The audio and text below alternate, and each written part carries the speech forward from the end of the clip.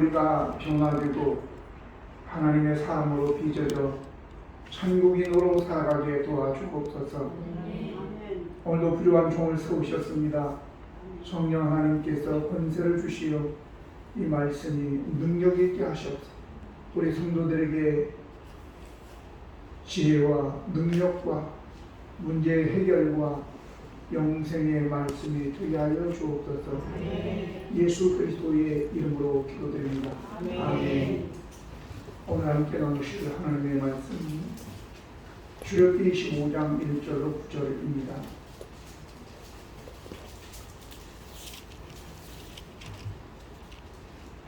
여호와께서 모세에게 말씀하여 이르시되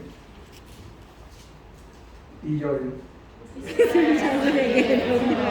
내게 예물을 가져오라 하고 기쁜 마음으로 내는 자가 내게 바치는 모든 것을 너희는 받을지니라. 너희가 그들에게서 받을 예물은 이러하니 금과 은과 못구와 정색 자색 송색실과 가는 대실과 염소털과 붉은 물들인 순양의 가죽과 해달의 가죽과 조각목과 등유와 관유에 드는 향료와 분향할 향을 만들 향품과 후마노며 에봇과 흉패에 물릴 보석이니라. 내가 그들 중에 거할 성소를 그들이 나를 위하여 짓되 같이 읽습니다. 무릇 내가 내게 보이는 모양대로 장막을 짓고 그들도 그 모양을 따라 지을지니라. 아멘. 오늘 주제는 조금 망설여지는 부분이 있습니다. 예나 지금이나 물질은 사람들에게 매우 민감한 부분이기 때문입니다. 그럼에도 여호와 하나님은 우리에게 예물을 가져오라고 분명하게 명령하시죠. 오래전 일입니다만 어떤 할머님이 전도되어서 교회에 나왔습니다. 그리고 구역 예배도 참석하셨는데 말씀이 끝나고 난 다음에 이제 헌금 시간이죠. 그런데 이 할머니가 제가 눈치를 보니까 굉장히 약간 그 놀란 표정이더라고요. 그 후로 그 할머니는 교회의 발길을 끊었습니다. 그 할머니 사정을 제가 잘 알지 못하였지만 어쨌든 간에 돈 문제가 결국은 그분이 교회에 나오지 못하도록 하는 걸림돌이 되었다는 사실이죠. 어느 날 한 부자가 예수님께 나왔습니다. 예수님, 어떻게 하면 어떤 선한 일을 하면 영생을 얻을 수 있습니까? 이렇게 물으니까 예수님께서 계명들을 지켜라 이렇게 말씀하셨습니다. 제가 어렸을 때부터 계명들을 다 지켰습니다. 그래서 예수님께서 굉장히 칭찬을 하셨어요. 네가 온전해지고자 할 텐데 네 소유를 팔아서 가난한 사람들에게 나눠주고 와서 나를 따르라 이렇게 말씀하셨어요. 근데 이 부자 청년은 너무 돈이 많았어요. 그래서 근심의 빛을 띄우고 그리고 예수님에게로부터 돌아선 것입니다. 예수님께서 부자가 천국 가는 것이 얼마나 어려운지 차라리 낙타가 바늘구멍으로 들어가는 것이 더 쉽다 이렇게 얘기한 거예요. 이처럼 돈이라고 하는 것, 예물이라고 하는 것은 참으로 어쩜 우리의 영혼과도 맞바꿀 수 있는 그러한 것이지요. 오늘 그러니까 하나님에게 예물과 헌금을 드리면서 아깝다 그런 마음이 있는 분들은 잘 들으시고, 하나님의 뭔가 부족해서 너에게 예물을 갖고 오라 그런 얘기가 아니에요. 여러분들 오늘 잘 들으시면 큰 복이 될 줄로 믿습니다. 아멘. 그러면 우리가 어떻게 여호와 하나님에게 예물을 드려야 합니까? 먼저는 기쁜 마음으로 드려야 안 된다 이렇게 나오죠. 1절 2절 보면 여호와께서 모세에게 말씀하여 이르시되 이스라엘 자손에게 명령하여 내게 예물을 가져오라 하고 기쁜 마음으로 내는 자가 내게 바치는 모든 것을 너희는 받을지니라 이렇게 말씀하셨습니다. 기쁜 마음으로 드린다고 하는 것은 억지가 아니라 자발적인 마음으로 드리는 우리의 태도이죠. 고린도후서 9장 7절에 보면 각각 그 마음에 정한 대로 할 것이요 인색함이나 억지로 하지 말지니 하나님은 즐겨내는 자를 사랑하시느니라 이렇게 말씀하셨어요. 기쁜 마음으로 드리는 것은 아까운 마음이 없어야 하는데 물질을 사용할 때 어떤 사람을 위해서 쓸 때는 아깝고 또 어떤 사람을 위해서 쓸 때는 전혀 아깝지 않을 때가 있지요. 자신의 피부치를 위해서 쓸 때는 아깝지 않은 것이 사실 이것은 사랑한다라는 의미가 거기에 내포된 것입니다. 이것이 우리 마음의 측정의 도구가 될 수 있는 거예요. 내가 돈을 누구를 위해서 쓸 때, 선물을 살 때 아까운 마음이 든다. 그건 사랑하는 것이 아니에요. 근데 내가 돈을 쓰거나 선물을 살 때 전혀 아까운 생각이 안 드네. 그것은 내가 그 사람을 사랑하고 있다라고 하는 표시라 그 말입니다.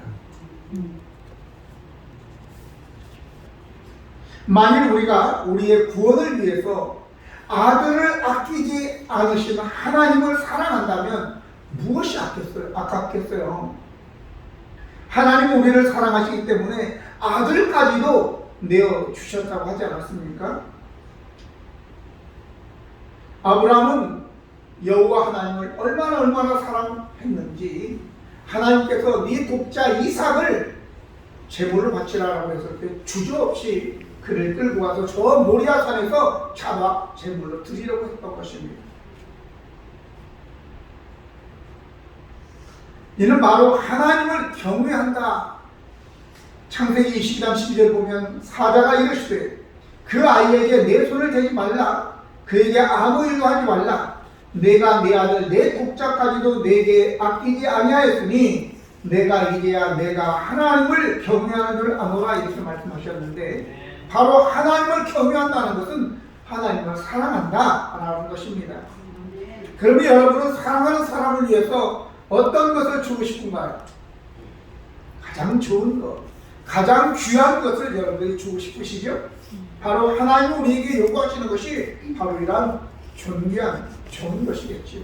그래서 3절로 7절 보면 예물의 종류가 나오는데 너희가 그들에게서 받을 예물은 이러하니 금과 은과 놋과 청색, 자색, 홍색 실과 가는 배실과 염소 털과 붉은 물들인 순양의 가죽과 해달의 가죽과 조각목과 등유와 관유에 드는 향료와 분향할 향을 만들 향품과 포마노며 에봇과 흉패에 물릴 보석이니라 이렇게 말씀했습니다. 오늘 이 내용들을 보면 출애굽기에 저들이 출애굽을 할 당시에 하나님께서 모세를 통해서 애굽 사람들에게 이러한 금은 또 이러한 보석, 보화 이런 것들을 옷을 구하라 이렇게 얘기합니다. 그때에 하나님께서 애굽 사람들의 마음을 감동해서 이스라엘 사람들이 구하는 모든 것을 다 그들이 선물로 주었다 이렇게 나옵니다. 그리고 그들이 이러한 보석들을 가지고 금은 동들을 가지고 나와서 광야에서 뭐 하냐고 그걸 갖다가 사치하려고 치장하려고 하나님은 다 계획이 있었던 거예요. 애굽 사람들의 마음을 감동시킨 것도 하나님이 다 목적이 있었단 말이죠. 바로 이때를 위함이에요. 그래서 하나님께서 자기들이 노력해서 얻은 것이 아니에요. 하나님께서 애굽 사람들의 마음을 감동해서 그들에게 주었던 거죠. 그래서 이스라엘 백성들이 취하여 가지고 나왔는데 이제 하나님께서 그것을 다시 바치라고 얘기하는 거예요. 본문에 기록한 예물들은 그저 감당하는 보물로서가 아니라 이곳에는 다 의미가 있는 것입니다. 바로 예수님의 성품과 또 하나님의 자녀인 우리의 성품 그리고 우리가 얼마나 하나님 앞에서 존귀한지를 말씀하고 있는 거예요. 그 문동은 지금도 귀한 거지만 그 당시에 다 이게 돈으로 쓰는 거죠. 돈으로. 또 청색, 자색, 공색, 실. 청색은 하늘을 얘기하고 예수 그리스도의 신성을 얘기하는 겁니다. 자색은 왕이 입는 옷, 자색인데 바로 예수님이 왕이시다라고 하는 것을 얘기하는 거고, 홍색실은 예수 그리스도의 피 흘림으로 우리의 죄를 사하시는 그 예수님의 사역을 또 얘기하는 것입니다. 뿐만 아니라 여기에 가는 배실이 있는데 이거는 하얀 실로서 예수 그리스도의 무죄성과 그 거룩함을 나타내 보이는 거죠. 또 뿐만 아니라 순양의 가죽, 해달의 가죽, 이건 무엇이겠어요? 순양의 가죽과 해달의 가죽은 벗겨내려면 죽어야 되는 거죠. 피를 흘려야 되는 거죠. 예수 그리스도께서 우리를 위하여 십자가의 죽으심을 상징하는 거예요. 조각목은 무엇입니까?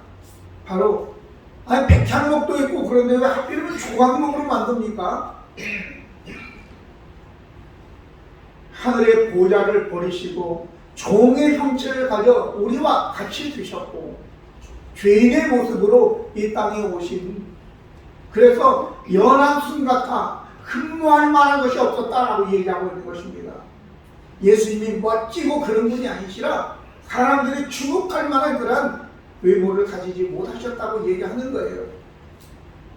이러한 것들을 다 나타내고 있고, 뿐만 아니라 등유, 관유에 드는 향유, 향품 이런 것도 예수님은 세상에 빛으로 오시고 세상의 삶으로 향기를 베풀고 이러한 예수님의 삶을 다 연관되어 나타내고 있는 것입니다. 뿐만 아니라 여기 보면 에봇을 언급하고 있는데, 에봇은 제사장들이 입는 겉옷이에요. 예수 그리스도와 히브리서 보면 대제사장 아론보다도 더 훌륭한 나은 멜기세덱의 반차를 쫓은 대제사장이라 그렇게 했습니다. 뿐만 아니라 대제사장이 이 가슴에 흉패를 붙이고 어깨에 견대를 가지게 되는데, 그곳에 다 이제 이란 여기에서 바친 이란 보석들을 가지고 그 위에 12지파의 이름들을 다 새겨서 하나님께 나아갈 때 이걸 입고 나아가게 되는 것입니다.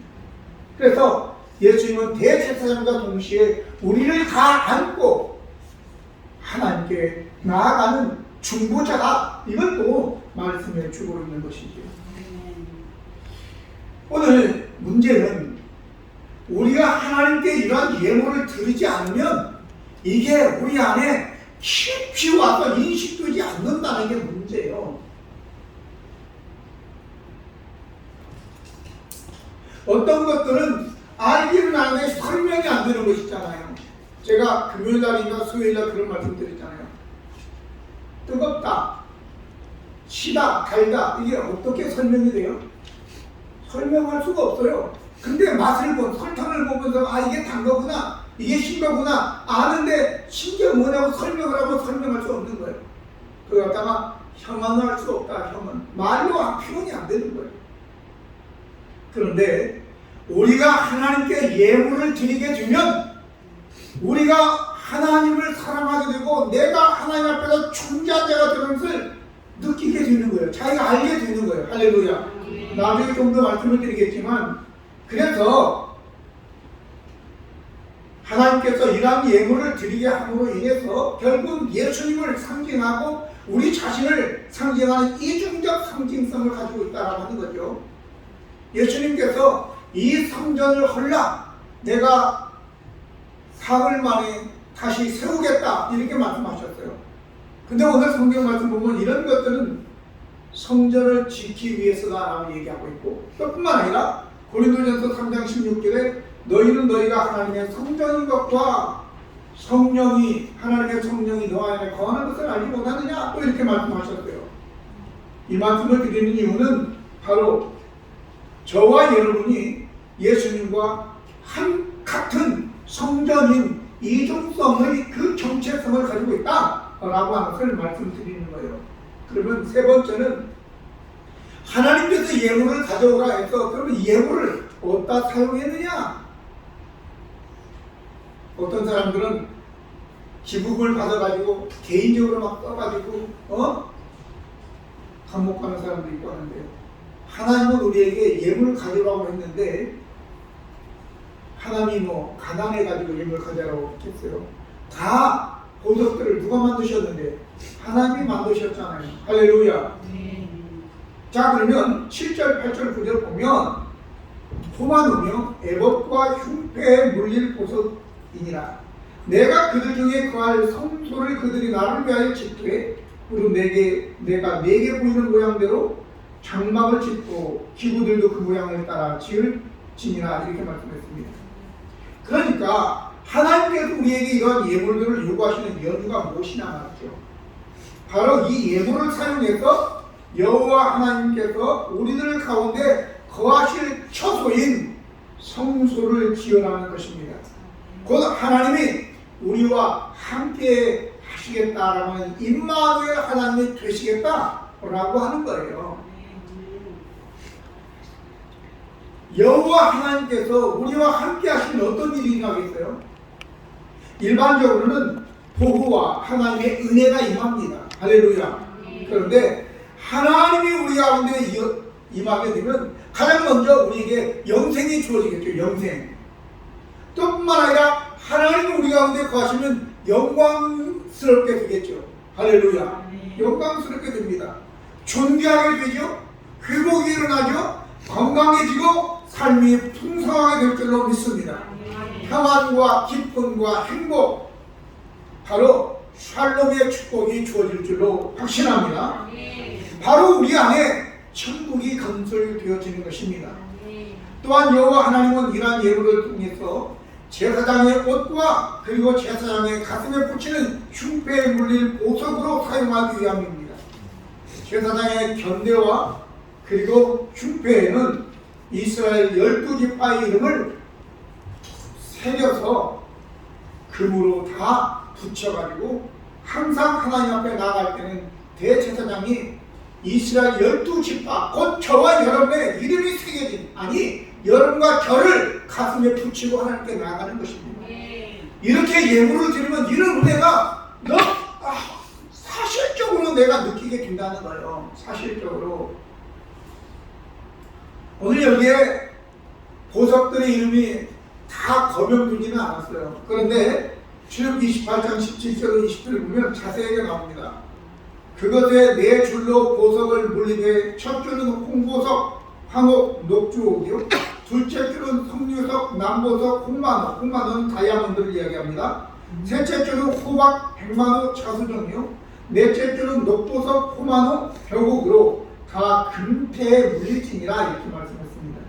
결국 이 보석들은 우리 자신들을 위해서 우리들의 이름을 새기고 대제사장이 가슴과 어깨에 품고 얹어 하나님께 나아가게 되는 것입니다. 그러므로 우리가 예물을 하나님에게 가져오게 되면 우리 자신들이 존귀한 보물들이 되고 더욱더 하나님의 존귀한 자로 서게 될 것입니다. 그리고 좀 더 구체적으로 하나님께서 우리에게 예물을 드리라고 하시는 목적은 무엇이겠습니까? 물론 앞에서도 조금 말씀을 드렸지만 이제 좀 더 명확하게 말씀을 드리겠습니다. 첫 번째는 우리로 하여금 여호와 하나님을 사랑하게 하기 위함입니다. 우리가 어떤 것을 소중하게 여기는 것은 바로 그만큼 내가 그만큼 소중한 값을 치렀기 때문인 것입니다. 하나님에게 귀한 예물을 드리게 되면 우리는 하나님을 더욱 경외하게 되는 것입니다. 마태복음 6장 19절로 21절 보면 너희를 위하여 보물을 땅에 쌓아두지 말라. 거기는 종과 동록이 해하며 도둑이 구멍을 뚫고 도둑질하느니라. 오직 너희를 위하여 보물을 하늘에 쌓아두라. 거기에는 좀이나 동록이 해하지 못하며 도둑이 구멍을 뚫지 못하고 도둑질도 못하느니라. 내 보물이 있는 그곳에는 내 마음도 있느니라. 할렐루야. 내가 하나님께 예물을 드리면 내 마음이 하나님께 있게 되고 하나님을 사랑하게 된다니까요. 제가 그러니까 농담적으로 그렇게 얘기해요. 누가 교회를 떠나지 않느냐? 헌금을 많이 하는 사람이 안 떠난다고. 그러니까 짜잘하게 뭐 5만원, 뭐 2만원 뭐 한 번씩은 크게 하시기 바랍니다. 대답을 시원하게 하시고 한 번씩은 크게 하세요. 2천만원, 5천만원 1억도 하세요. 그러면 여러분들 절대 이 교회를 떠날 수가 없어요. 교회에 뿌리를 내리게 되면 하나님께서 멋진 열매를 맺게 해주실 줄로 믿습니다. 나중에 좀 더 말씀드리겠지만, 둘째는 우리 자신이 하나님 앞에 존귀한 보물임을 깨닫게 하기 위함이에요. 앞에서 이미 언급했듯이 우리 자신들이 하나님의 아주 존귀한 값진 보물임을 깨닫게 되고 하나님의 보물이기 때문에 이 세상에서 허접한 인생을 살지 않는 거예요. 아주 신사적이고 숙녀로서 우아한 영적인 거룩한 삶을 살게 될 것입니다. 나시린으로서 여러분들은 거룩한 삶을 썩어질 것을 구하지 않고 군뱅이처럼 사는 것이 아니라 매미나 나비처럼 고상한 천국인의 삶을 살게 될 줄로 믿습니다. 여러분들은 고상한 사람들입니다. 고상한 보물들입니다. 스스로 자신을 비천하게 여기지 않기를 바랍니다. 지금 비록 주머니에 뭐 별로 없고 또 통장에 뭐 돈도 없지만 그럼에도 불구하고 여러분의 영혼 가운데 여러분의 DNA에 너는 왕이야! 라는 글이 새겨져 있는 줄로 믿습니다. 그러니까 당당해야 되고, 그래서 하나님께서는 하나님의 백성들이 손을 늘어뜨리고 그냥 축 처져 사는 거 하나님 슬퍼하시는 것이죠. 스바냐 3장 16절 17절에 이런 말씀이 기록되어 있습니다. 그날에 사람이 예루살렘에 이르기를 두려워하지 말라. 시온아 내 손을 늘어뜨리지 말라. 너희 하나님 여호와가 너희 가운데 계시니 그는 구원을 베푸실 전능자시라.